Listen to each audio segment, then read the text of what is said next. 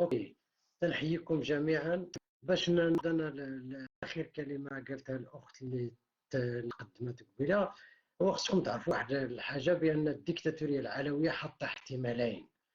الاحتمال الاول هو انها استغلال العقيده والعطف ديال الناس، واصدار عفو بعد مناقشه مع الرئيس الفرنسي، لان المستشار ديالو ولد الحسيمه، وجاو طلع على الاوضاع في الحسيمه وقدمها للرئيس الفرنسي. والزياره ديال الرئيس الفرنسي للمغرب جا وناقش مع الدكتاتور وقال له المشاكل المغربيه سنحلها بيننا. يعني كاين احتمال هو انه الى الاحتجاج استمر في الحسيمه غادي يحاول اطفاؤه باستغلال العيد الكبير، العيد الصغير، باصدار عفو على المعتقلين، ووعد يعني الناس بتحقيق هذوك المستشفى وهذه بان الديكتاتوريه العلويه لا تعلم. هي كانت غرض ديالها تبني هذه الاشياء، ولكن اللي دايرين بها هما اللي سرقوا، بانه غادي يبان الديكتاتور محمد السادس بانه هو راه ما هو بغى يدير، ولكن الاخرين اللي ما داروش. خصكم تعرفوا في هذا الجانب بان بلجيكا وفرنسا اقترحت تبني ذاك المستشفى ديال السرطان، ولكن الديكتاتوريه العلويه رفضت. يعني باش تشوفوا اللي تيديروه في السر ماشي هو اللي تيبينوه في العلن. هذا الاقتراح الاول، الاحتمال الاول. الاحتمال الثاني هو الاستمرار حتى 20 غشت، هو الاستعداد الان باش الديكتاتور محمد السادس الى ترتبط الاوضاع كما بغاها، ولهذا طلق لهذا ما يسمى بالمناظرات، طلق للمجرمين. شوفوا نقول لكم واحد القضيه، هو مارس نفس السياسه اللي مارسها الرئيس الامريكي الان، مشى لوسط العرب ودابز العرب بين العرب. هذا الدكتاتور محمد السادس بغى يدابز الامازيغ مع الامازيغ، جاب دوك الخونه الامازيغ د الريف بحال ياسر العماري، بحال بن شماس، بحال اوجار، بحال هادو، وبداو دابا مناظره كانهم يتناقشون قضايا الريف في بلجيكا وفي هذا وفي هذا وفي هذا. يعني الا نجحت هذه المناظره من هنا ل 20 غشت، الترتيبات اللي تيروجها القصر الان داخل القصر هو انه في 20 غشت غادي يلقي الدكتاتور محمد السادس خطاب في وسط من الحسمه، وغادي يسميوه خطاب تاريخي.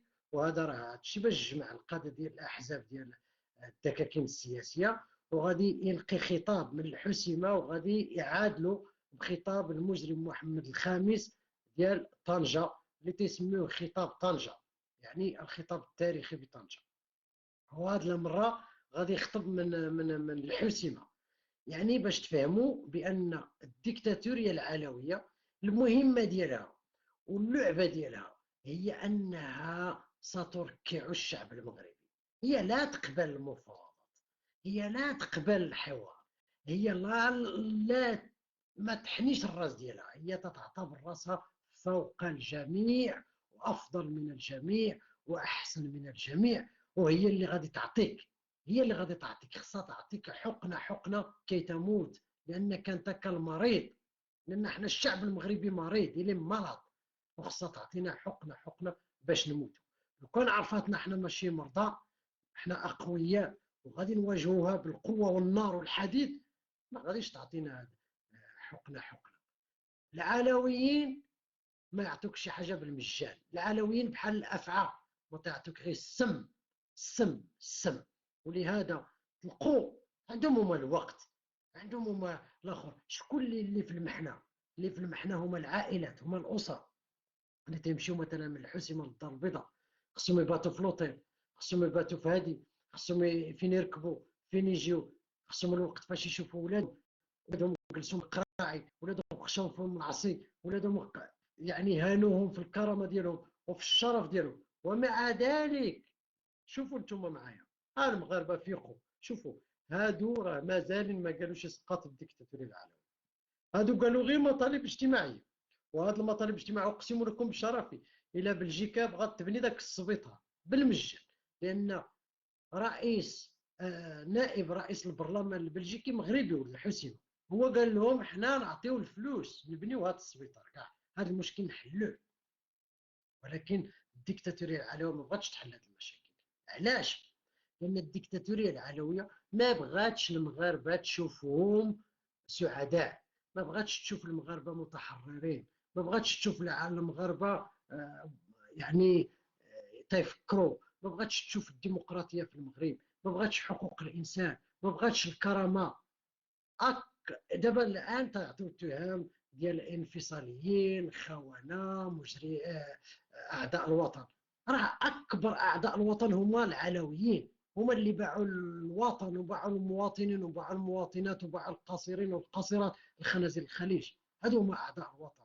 هما انفصاليين، هما اللي سمحوا في الصحراء وسبتاهم ليليا، هما اللي جابوا الحمايه الفرنسيه، هما اللي تينسبوا راسهم جدهم الرسول. ملي تيوقف محمد السادس ويقول في التلفاز انا جدي الرسول، اوتوماتيك هو انفصالي، انفصالي، لانه هو ماشي من المغرب وماشي من شمال افريقيا، لانه هو منفصل انفصالي، تينتمي لاهل قريش والاهل عاد وثمود.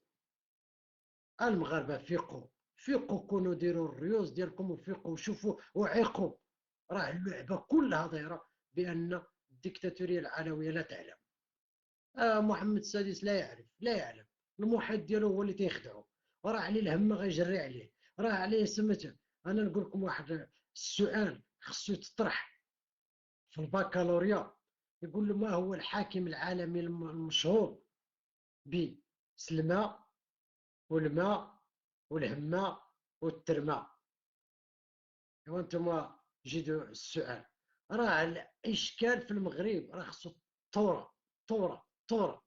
راه هذا مجرم وهذا مريض اللي مرض، لانه يتساءل اين الثروه وهو ناهبها، يتساءل اين حقوق الانسان وهو مغتصبها، يتساءل اين هو العدل وهو قامع الشعب، يتساءل عن الدين وهو ضد الدين.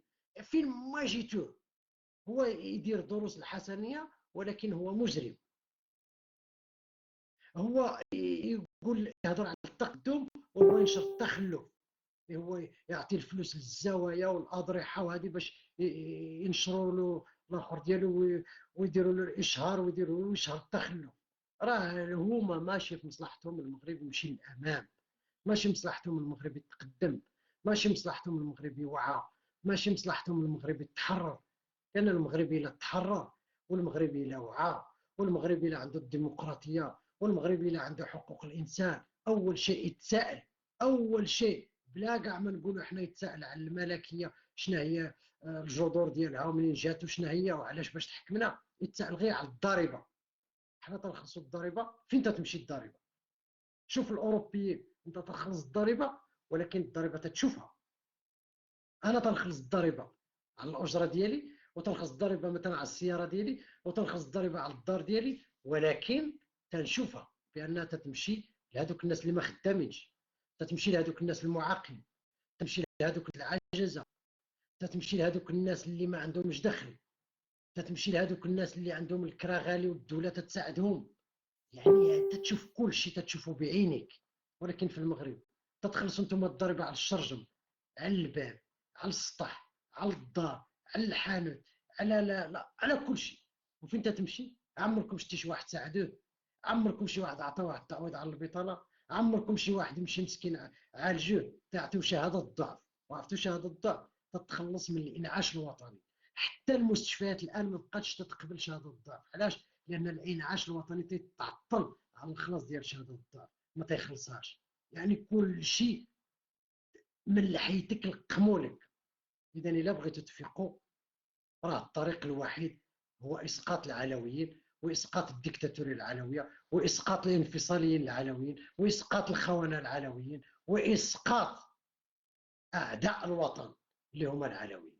لان انا نقول لك انا هولندي، اش تيهمني كاع في ذاك المغرب كاع انا ندير بابا كاع، ولكن انا وطني. ديك البلاد تتسكن فيا انا لانني انا ولدها. انا بحال ديك الجبل وبحال ديك الغابه وبحال ديك الشجر وبحال ديك الاخر وبحال ديك الوديان ما يبدلونيش.